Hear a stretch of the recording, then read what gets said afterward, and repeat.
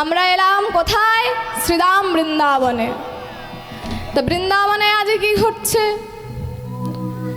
শ্রী রাধারানীর সূর্য পূজা লীলা হবে আজ। তো শ্রী রাধারানী আজ তার প্রাণসখী তুলসীকে নিয়ে তার মরম কথা অর্থাৎ অন্তরের কথা জানাচ্ছেন। কি বলছেন? ও ও রাধিকা রূপসী লইয়া তুলসী কহয়ে মধুর কথা। ওরে রাধিকা রূপসী লইয়া তুলসী কহয়ে মধুর কথা। ও রাধিকা রূপসী লইয়া তুলসী কহয়ে মধুর কথা। মরিরে রাধিকা রূপসী লইয়া তুলসী কহয়ে মধুর কথা। আর কাননে গমন করহ এখন, যদি কাননে গমন করহ এখন, কাননে গমন করহ এখন, যদি কানন গমন করহ এখন, নাগর শিখর যথা, নাগর শেখর যথা। আর কাননে গমন করহ এখন, নাগর শেখর যেথা, নাগর শেখর যথা। বলি একবার যে জেনে আয় রে, ওরে একবার একবার গিয়ে জেনে আয় রে। বলি একবার গিয়ে জেনে আয় রে। ওরে একবার গিয়ে জেনে আয় রে। কেমন আছে পরাণ বধূ, একবার গিয়ে জেনে আয় রে।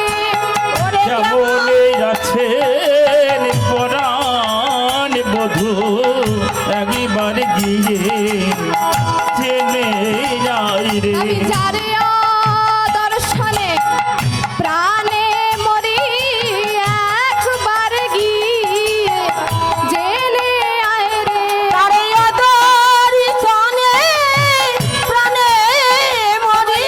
বলো বলো তুলসী কি অদর্শনে প্রাণে মরি, ওরে গা তুলসী দেখে আয় রে। অদর্শনে প্রাণে মরি, ওরে গা তুলসী দেখে আয় রে। অদর্শনে প্রাণে মরি। ওরে গা তুলসী তাই গৌর হরিব। ওরে একবার গিয়ে দেখে আয় রে। আমার প্রাণসখা কেমন আছে তুলসী, তুই একবার গিয়ে দেখে হয়। সকালে কি হয়েছে জানিস? সকালে আমার প্রাণবধূ যখন ওই গোঠে ধেনুবৎস নিয়ে গেল, তখন শিঙা বেনুর নিশানা দিয়ে গেল।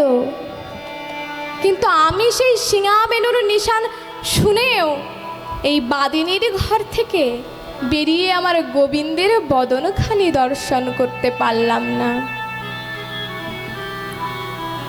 বলতো তুলসী, আমি কি করে থাকবো আমার প্রাণবধূর অদর্শনে? সকালে কি হয়েছে তোকে তবে বলি। সকালে গোধন লইয়া গোঠে গেল বিনোদিয়া, সকালে গোধন লইয়া গোঠে গেলা বিনোদিয়া। সকালে গোধন দিয়া উঠে গেল বিনোদিয়া সকালে গোধন লইয়া উঠে গেল বিনোদিয়া সকালে গঠন লইয়া উঠে গেল বিনোদিয়া দিয়া সিনা বেনুর দিয়া চিনা বেলুর নিশান গুরু জনয়াইলাতে না পারিলাম বাহিরাতে যদি গুরু জনা রাঙ্গিনাতে না পারিনু বাহির হইতে গুরু জনয়াইলাতে না পারিলাম বাহির হইতে যদি গুরু জনা আঙ্গিনাতে না পারিনু বাহির হইতে নাহেরিনু সচাদ বয়া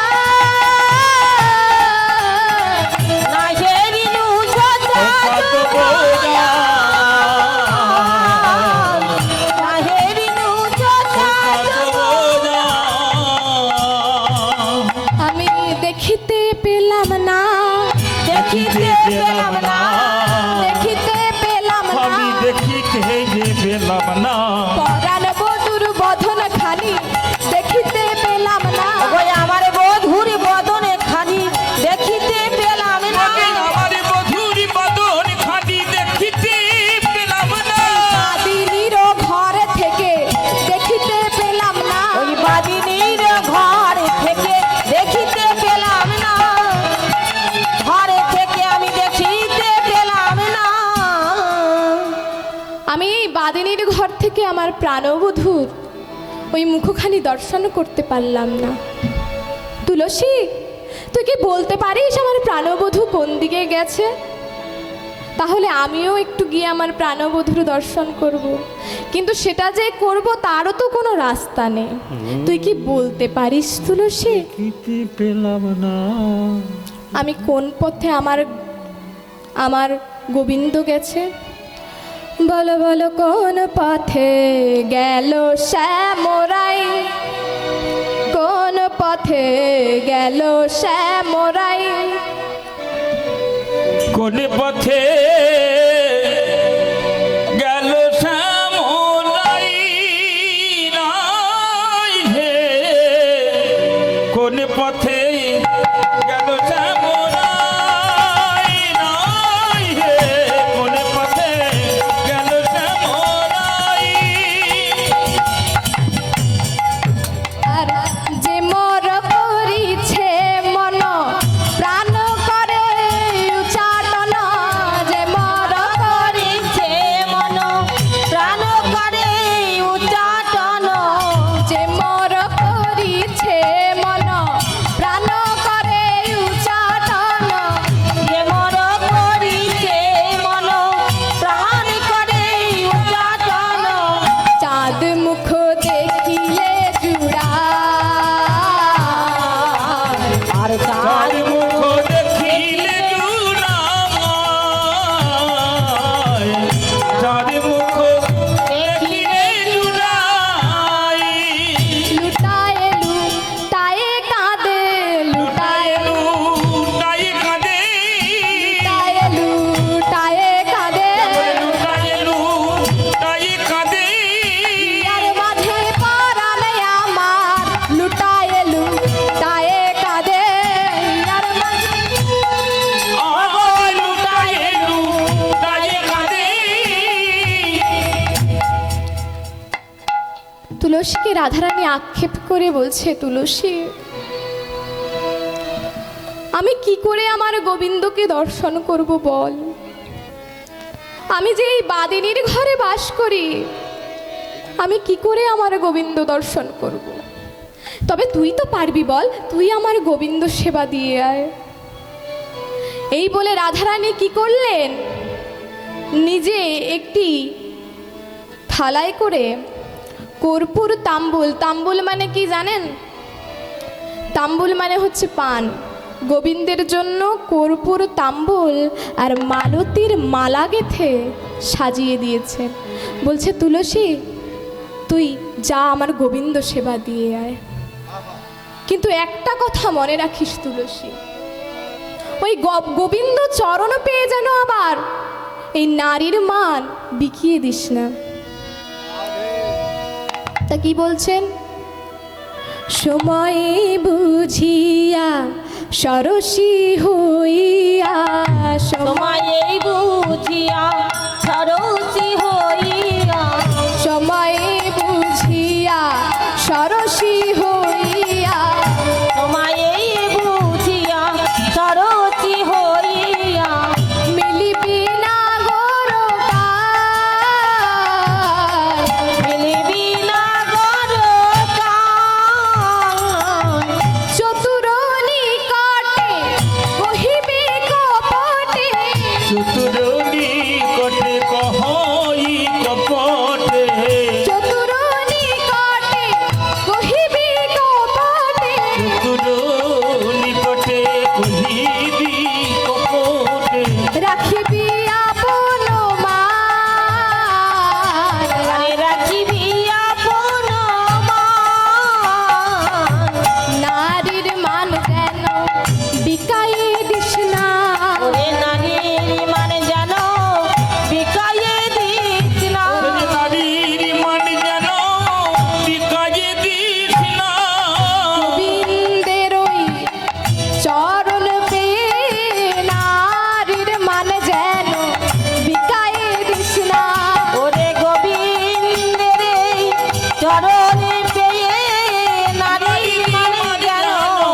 বিকায়ে দিস না, আমার কথা মনে রাখিস, নারীর মান যেন বিকায়ে দিস না, ওরে আমারই কথা মনে রাখি, বলে দিলাম ও তুলসী, নারীর মান যেন বিকায়ে দিস না, নারী তুলসী মনে রাখিস, নারীর মান বিকায়ে দিস না, মনে রাখিস।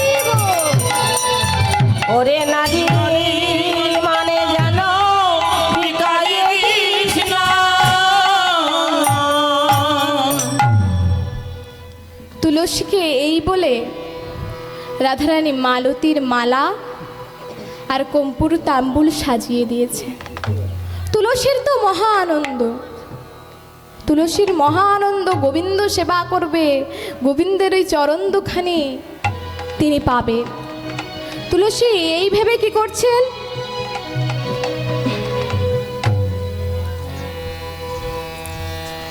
তুলসী এই ভেবে রাধারানীর থেকে ওই কর্পূর তাম্বুল নিয়ে গোবিন্দ সেবায় চলেছেন। এদিকে কি দেখছেন? গোবিন্দ সেবায় গিয়ে দেখছেন গোবিন্দ তার প্রাণসখা সুবলকে নিয়ে ওই সরসী কূলে অর্থাৎ রাধাকুণ্ড তীরে বসে রাধাকুণ্ডর শোভা দর্শন করছে। রাধাকুণ্ড শোভা দর্শন করছে দেখে তুলসীও গেছে। আচ্ছা, আপনারা কি জানেন সুবলকে কেন গোবিন্দের প্রাণসখা বলা হয়? তাহলে বলি শুনুন। সুবলকে গোবিন্দের প্রাণসখা বলা হয় কারণ ত্রেতায় আমার সুবল সখা ছিলেন বিভীষণের পুত্র তরণী সেন। আর এই তরণী সেন তো রাক্ষস কুলের। তাই কি হয়েছে, যখন ওই রাম রাবণের যুদ্ধ চলছে সীতাকে নিয়ে, তখন একদিন রাবণ কি করছে, সীতা তো অশোক বনে বন্দি ছিল, সীতাকে দেখতে গেছে যে সীতা কেমন আছে।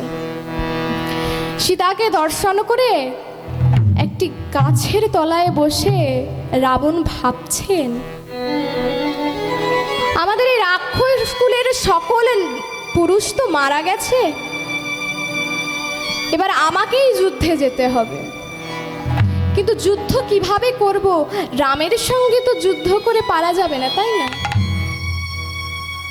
এমন সময় তরণী বসু এসছেন গোবিন্দকে, তরণী বসু এসছেন রাবণকে খুঁজতে। বলছে জ্যাঠামশাই আপনি এখানে বসে কেন, আর আপনি কাঁদছেনই বা কেন? তখন রাবণও বলছে তুই বাচ্চা মানুষ, তুই কি বুঝবি আমি কেন কাঁদছি? জ্যাঠামশাই বলুন, আমি তো আছি, আমি শুনবো বলেই তো এসেছি। বলছে শোন তাহলে, কাল সকাল হলেই আমাকে রামের সঙ্গে যুদ্ধে যেতে হবে, রামকে বধ করতে যেতে হবে, কিন্তু রামের সঙ্গে তো আমি পেরে উঠবো না, তাই ভাবছি যুদ্ধটা কি করে করব। তো তরুণী বলছে তখন জ্যাঠামশাই আপনার যেতে হবে না, আমি যাব। বলছে তুই কি করে যুদ্ধে যাবি, তুই তো ছোট্ট বালক। বলছে জ্যাঠামশাই ও নিয়ে আপনার চিন্তা করতে হবে না, আমি থাকতে তুমি যুদ্ধে যাবে, এটা কখনো হয়? তাই তরুণী কি করেছে, রাবণকে বারবার বলছে না জ্যাঠামশাই আমিই যুদ্ধে যাব, আপনার যেতে হবে না। তখন রাবণ যখন দেখছে তরুণী ছাড়ছেই না, তখন রাবণ কি করেছে, তরুণীকে বলছে শোন এদিকে শোন, তুই যখন এত করেই বলছিস তুই যুদ্ধে যাবি, তাহলে তুই গিয়ে তোর মায়ের কাছ থেকে আশিস নিয়ে আয়, অর্থাৎ আশীর্বাদ নিয়ে আয়। তো তরুণী গেছে মায়ের কাছে। তরুণী মায়ের নাম কি ছিল, সরমা। তরুণী যখন গিয়ে বলছে মা মা আমি কাল যুদ্ধে যাব, তুমি আমাকে আজ্ঞা দাও, আমি কাল যুদ্ধে যাব।